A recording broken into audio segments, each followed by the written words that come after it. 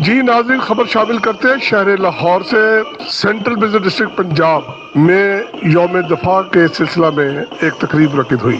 مہمان خصوصی chief operating officer C B D Punjab brigadier retired Mansoor Janjua تھے۔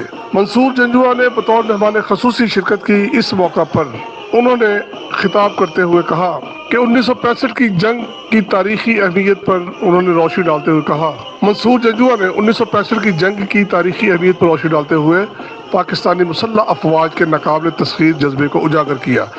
انہوں نے کہا کہ ہمارے شہداء اور غازی ہماری قوم کا فخر ہے اور ان کی قربانیوں کو کبھی فراموش نہیں کیا جائے گا۔ 1965 میں ہماری افواج نے فیصلہ کن انداز میں دشمن کے مذموم عزائم کو ناکام بنا دیا۔ دنیا کو واضح پیغام دیا کہ پاکستان کی طرف سے کسی بھی جارحانہ پیش قدمی کا منہ توڑ جواب دیا جائے گا۔ خصوصی report Arif Khan, DNN news Lahore.